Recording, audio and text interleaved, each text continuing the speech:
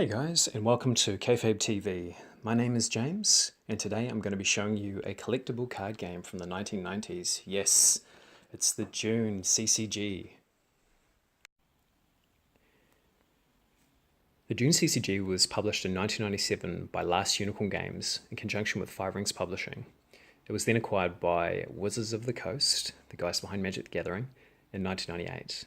There were around 3 sets released for the game before it was discontinued later that year. It features stunning art and quite complex game mechanics in my opinion. So let's take a look at some of the cards. At heart, Dune is kind of a multiplayer game. It's best suited for between 2 to 8 players. Each player represents a minor house, and you're sponsored by one of the well-known Dune factions. So factions such as the Atreides, or the Fremen, the Guild, the Harkonnen, and so on.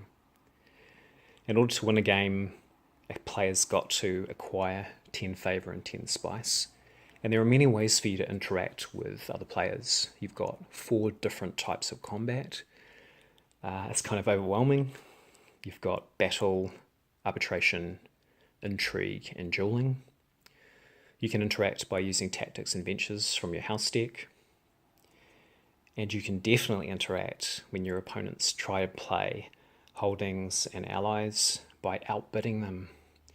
And that way the game's quite political, and it can be a really, really good multiplayer game, especially if you've got a few people kind of teaming up and bidding against each other. The main resource you use during the game is something called Slurry. So Slurry is generated by some of your holdings and also when you battle and duel your opponent. Slurry is what you use to pay for cards in the game, and the card cost is found in the top left-hand corner. Slurry can also be used to buy spice from the collective kind of stock of spice that everybody can purchase from. But when you do this and sell spice into this, the price of spice increases and decreases. So you need to be careful about when you're buying it and take advantage of when the price is high so you can sell it and make more Slurry off it. You kind of begin the game with a set amount of spice and Slurry in favour, and you use all of the cards in your deck to generate more and to take those sorts of things away from your opponent. Your deck is split up into 2 different parts. You've got your Imperial deck, which is a minimum of 10 cards. And your Imperial deck, not including Dune of course, contains unique holdings and personalities. So these are your main kind of cornerstone pieces of your deck. They have quite powerful abilities, and most holdings and fives are there to produce spice, Slurry in favour for you. The other part of your deck is your house deck. So your house deck is made up of a minimum of 30 cards, and this contains sort of your bread and butter. This is where your tactics, your ventures, your events, your personnel can be found. This is sort of where you draw most of your deck's abilities from, and most things are suited to helping you play cards from your Imperial deck or to prevent your opponent from using their cards properly. I'll give a demonstration of a game of Dune in my next Dune video, I promise. It's quite a complex game, but really enjoyable, especially in multiplayer. So one small thing I should add about building a deck, and that is you need a homeworld. So when the Eye of the Storm set, which was the original Dune game, was released, you could buy these starter decks. The homeworld for each of the factions, the guild in this instance, were found on the back of the starter deck. This is the only way, unfortunately, for getting homeworlds. So in order to play a particular faction, you had to have the homeworld. In order to have the homeworld, you had to buy a starter deck.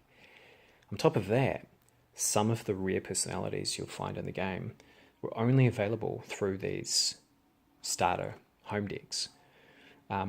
So the problem you had there was you could open boosters and boosters of product and not find Homeworld and some of your important allies to play the game with. It's sort of a bit of a pain in the ass if you wanted to try and collect all of the Homeworlds. Of course, you had to buy every booster. But it did mean that once you had them all, you didn't really have to buy any more. So Dune is quite difficult to find these days. It's mainly available through eBay. There are a few communities on Board Game Geek and around that. You'll find people who buy and sell Dune and still trade and are still active in terms of playing the game. So if you're interested in having a look at that, I encourage you to do so. Yeah, most of the cards now, I think, probably belong to collectors. You won't find many card game stores who will actually stock any of the product. And like I say, I think eBay is probably your best bet for finding most of the cards if you're interested in getting into the game.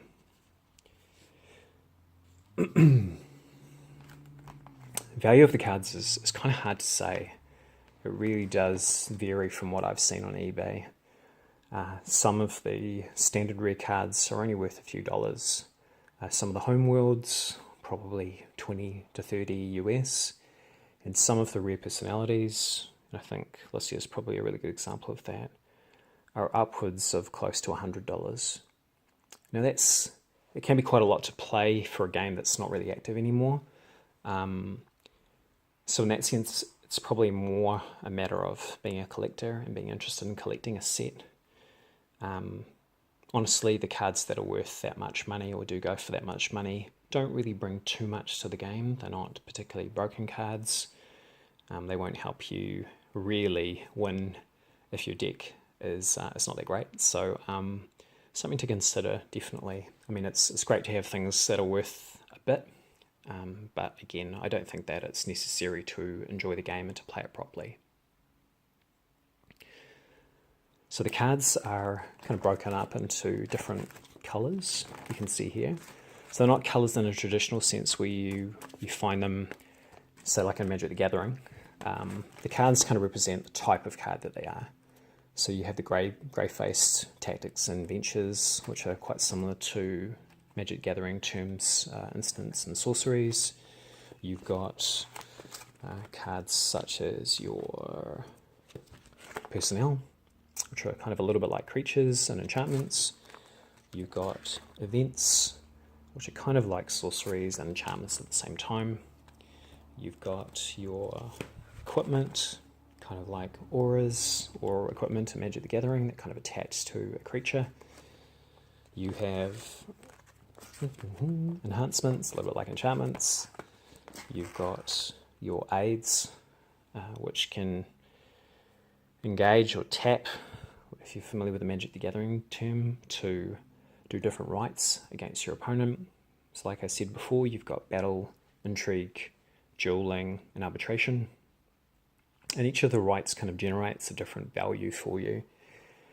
Each of the aids that you have will be responsible for one or more of those rights. You find some characters can arbitrate and intrigue. Other characters just made to arbitrate, to battle. So yeah, there's definitely a bit of strategy involved with how you put a deck together and what kind of rights you're going to focus on. The orange face cards are your holdings and fiefs. These are kind of like your land or your mana base in Magic the Gathering. You need these to generate Slurry.